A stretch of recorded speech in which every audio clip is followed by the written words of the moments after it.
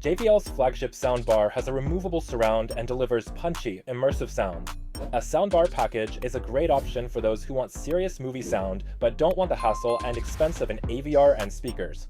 Relatively simple, elegant, and affordable, a soundbar package typically consists of a bar, a subwoofer, and 2 wireless surround speakers, and it's in these surround sound systems that we see the most variety.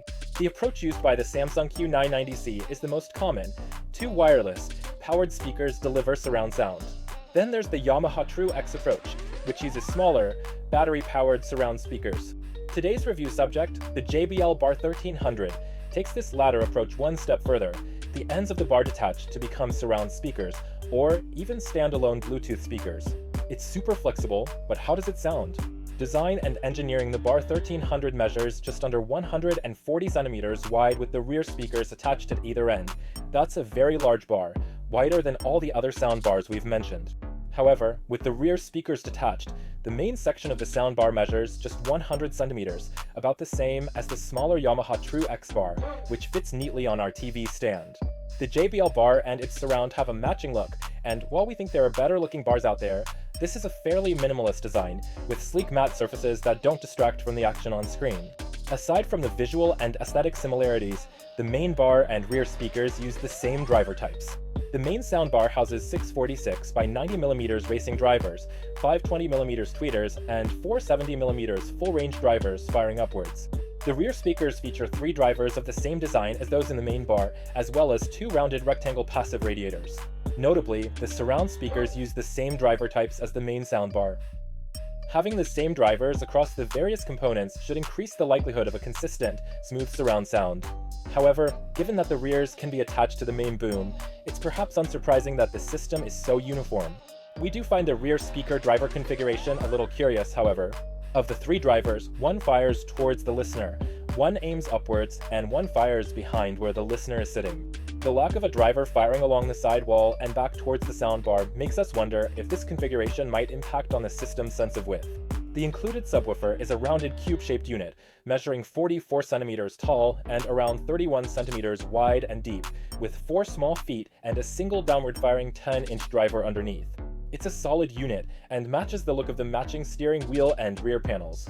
Everything about the system feels solid and well-made, with the rear driver simply and securely attaching to the main bar using a magnet.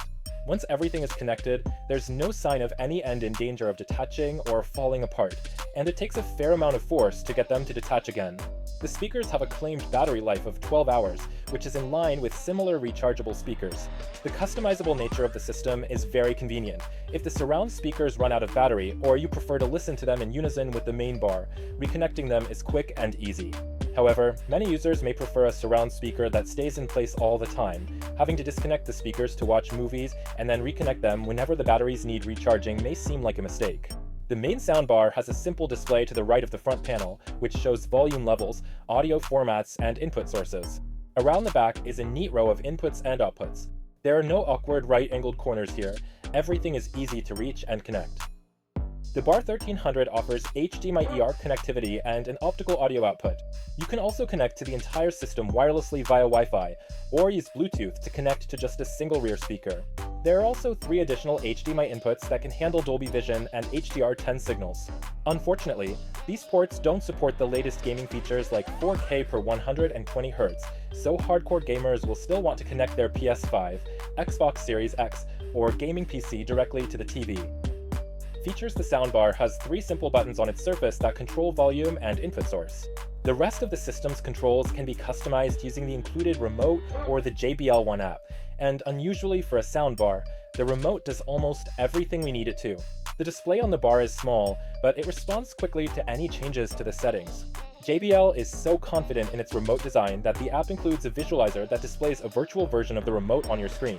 The app includes a few extra features that are missing from the remote, like a 3-band equalizer and audio sync control, but we didn't find it necessary to use either, and usually just use the remote to make any adjustments.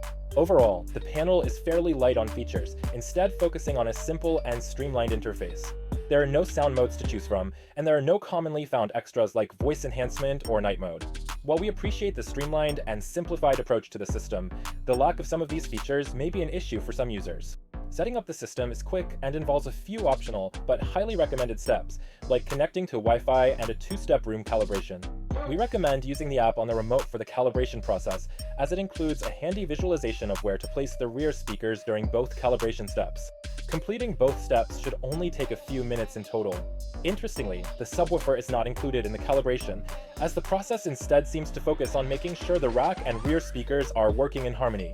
On the streaming front, the Bar 1300 supports Spotify Connect, Tidal, Qobuz, Amazon Music, Napster, and a range of internet radio stations. There's also AirPlay 2, Chromecast support, and Amazon Alexa voice control capabilities.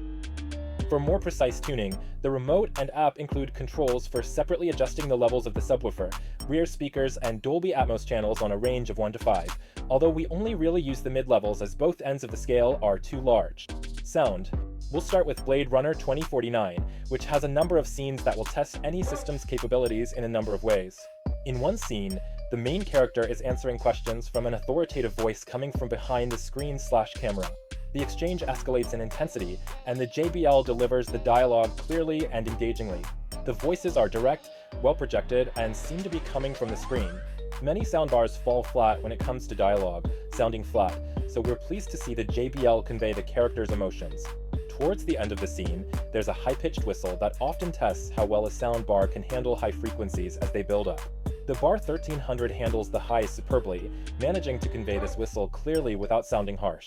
The system handles textures and incidental sounds well, which add atmosphere and subtlety to scenes. A tap on the shoulder or the rustle of a leather jacket is audible even during the busiest moments when there's a lot of audio information to process. We typically listen to the system at around 20 volume levels, which is loud enough to make the action feel cinematic, but not upset the neighbors. However, when we crank the volume above 20, we notice a slight loss of composure from the system. Consonants and stressed words and sounds become sharper, and there's a slight loss of dialogue clarity as a result. In most applications, this shouldn't be a big deal, but it's worth being aware of if you like your movies really loud. Given the configuration of each rear speaker, which doesn't have a side radiator facing the screen, we're impressed by how cohesive and three-dimensional the sound field is in this JBL system. Even with the rear speakers off, the Bar is able to deliver sound with a sense of spaciousness. In another scene in Blade Runner 2049, planes fly overhead and impact elements pan across the room. The sense of horizontal width and space provided by the JBL is impressive, although it must be said that even at the highest Atmos settings it doesn't deliver the height that other Dolby Atmos soundbars can. All of the Bar 1300's sound seems to be delivered in a band that extends roughly from your knees to your head, although the placement of the effects within that band is very clever. We'll stop at this stage to test the subwoofer's capabilities. We found the sub to integrate well with the soundbar, with no unpleasant separation between the lows and mids. It can go loud, thanks to the dedicated 5-step volume control, but we found that any level above 3 was usually overkill, and dropping below 2 felt like you'd turned off the subwoofer. While the subwoofer is present and adds to the sound, it's not the most precise and can struggle to separate clearly when it has to handle multiple deep rhythmic elements, such as the pounding drums that underpin the opening of the scene. We switched to Oppenheimer, which features several scenes that combine music, sound design, and sound effects all happening at once. The JBL does a great job of separating everything from deep rumbles to sharp crashes and everything in between. The initial impact and leading edge of the sound, like the sound of a glass breaking, are decent, but could use a little more precision to convey all the drama. With a few albums connected via Spotify Connect, we run the system with the rear speakers off, without any sound modes to choose from, the equivalent of selecting stereo mode. The 2015 album Ego Death, released online, is full of bass-heavy but stripped-down tracks. As expected, the JBL handles these songs well, with everything sounding energetic and lively. While the subwoofer isn't as tuneful as the one that comes with the Samsung Q990C, it still does a decent job. Boards of Canada Music has the right to children shows how a system can walk the line and sound forward without being in your face. The bass synth that opens Roybiv is deep and roaring, with power, but still sounds warm and rich. The drums and percussion that drive the song forward are punchy and clear, but never harsh or overly bright. It's the same story with all the music and movies we end up testing. Everything sounds lively and exciting without being overdone. One small issue we noticed was a low level of white noise coming from the rear surround speakers during any type of audio playback. It's barely audible unless you're closer to the speakers, where you might notice it during scenes that are supposed to be quiet. Verdict: the JBL Bar 1300 offers an interesting alternative to other soundbar systems, providing a flexible solution for a range of possible setups. It doesn't include a lot of features or settings that could be considered good or bad, and there are systems with more rhythmically accurate subwoofers. The lack of height compared to some competitors may also be a concern for those desperate to hear signature Atmos effects like planes flying overhead.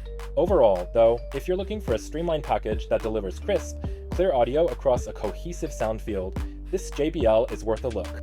The JBL Bar 1300 is a versatile system that can suit a wide range of applications, while still sounding bold and lively without becoming harsh. Pros: plus bold, forward-firing sound plus wide, seamless sound field plus versatile wireless rear speakers. Cons: limited vertical projection, limited feature set. Subwoofer could be more precise.